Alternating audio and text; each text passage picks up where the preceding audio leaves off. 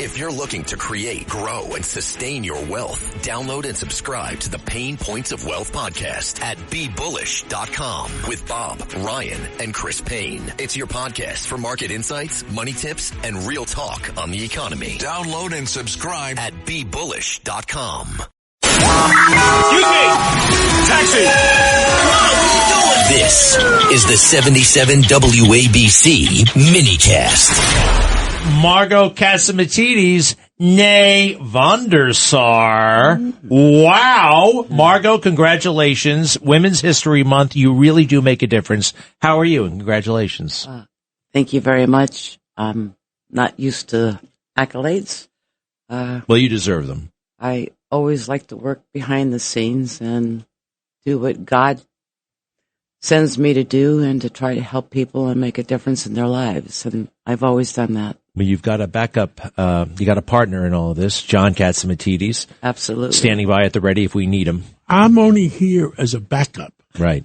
Because Margo has been with me for 54 years, 55 years maybe, and she's always been there for me as a backup. So when she was doing this interview with you, Greg, she says, I want you to be there as a backup. She was there 54 years ago. She would pack up the groceries in one of our stores. She would make sure that the cashiers were doing anything out. She's been there for 54 years, and I love her, and I support her, and I'm there for her. Wow. So I'm here because she's always been here for me. Well, that's beautiful. Thank you. So beautiful indeed. Well, I want to go into a couple of things here about your professional accomplishments, but first, von der Sar. I just found that out. That's your maiden name. That's my stepfather's name, and he raised me. How I was about 9. prestigious. What is it? Swiss? What is that? Dutch, Dutch. yes. Tell us a little bit about your stepdad. John, Pardon? talk about my dad. Your dad? Von der Sar dad. Von der Sar, he was a very, very smart man. He lived in the Keys for many years. He did all the, he did a lot of, I guess he had his boats and he took people around. He was a guided tourist. Yes. And you know something? He loved Florida. And the first time I went to Florida is when they moved down to Florida in 1980. And he says to me, you have to invest in Naples. And then I didn't listen to him. And then he said, you have to invest in St. Pete. And if I would have listened to her father, whatever money I have now, I would have had 10 times more. Well, hey, better late than never, because now you got all kinds of investments down but there. John has been so kind that he's erecting a statue of my parents in front of the tallest building on the west coast of Florida in St. Petersburg. We built the tallest condominium on the west coast of all of Florida. That's so. And we're putting a statue of him and her Margo's mom right at the front entrance of that iconic tower in St. Petersburg.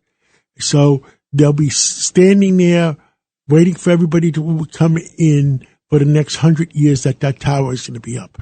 So beautiful. Wow. Remember when in-laws and son-in-laws were at mortal enemies, right? They're back in the 1950s. Now it's just all a beautiful family. All right, Margo, when you meet a young woman, say right out of high school, and let's say maybe she goes to college, maybe she doesn't go to college, what is your advice? What is your advice to young women as they enter either further schooling or academia, as they enter adulthood, I should say? You have to always believe in yourself. You have to follow your dreams. If you're not quite clear, God gives you a message that you can take the road to the right, the road in the middle, or the road in the left. You have to use your own intuition to follow that road to see if that is meant for you. And at that stage, you're young enough to switch lanes if you want to. But always believe in yourself that you can accomplish anything and learn anything. So never be afraid. Never be. I love the advice for anybody, whether they're young or old. By the way, were you the youngest person to be asked to join the Bolshoi Yes, I was ballet. actually 11 and a half years old. How does that work? How did that happen? It was pretty cool. Well, the Bolshoi, those guys are from Russia. They're the best dancers in the world. Yeah, it's the first time they came to America, and my sister and I were in the audition with 100 other kids, but they chose me and my sister, and I will never forget that performance. I was right in the very front because I was the smallest. Yeah. And I will never forget that evening. It was spectacular. Wow. So. Wow. Mikhail Baryshnikov, was he on the scene yet? Was he around? No, he wasn't there yet. You're from Indiana originally? Indianapolis, yes. Indianapolis, Indiana. And you come to the big city and you're in the grocery store, right? Essentially? Well, what was the next move?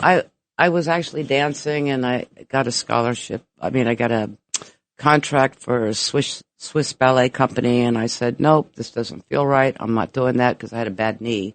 I already had 3 surgeries. So I came back, and then I had other health issues, and I had to get a job. And my father, Van der Sar, said, you need to learn something before you leave Indiana just in case you get hurt. So I learned how to type 90 words a minute because my mother could do 120.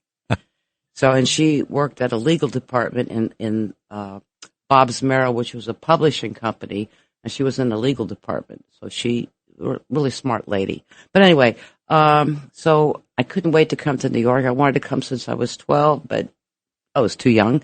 But I finally came, and I was injured, and I had to get a job, and there was this guy opening up a supermarket around the corner. I was taking care of my sister's son. And I went in, they said, the owner doesn't have a secretary. And I said, sure, I could do that. So I went to his office. It was the summer. I had a corduroy suit and a turtleneck sweater. I had no clothes. I was a dancer. What do you want from me? So I go in and I said, you're the most disorganized person I have ever seen. So I started organizing his office. He didn't even hire me yet. But anyway, and then he said, you got the job. So it's wonderful. It's so wonderful. You and John are incredibly generous to various philanthropic causes, and in big ways and in small, and in ways that people can see, in ways that people can't see. I guess, look, you guys have been extraordinarily successful, and it's beautiful. What's the best part in being a giver? You guys give a lot. You give people jobs. You give people opportunity. You give people, quite frankly, a safety net.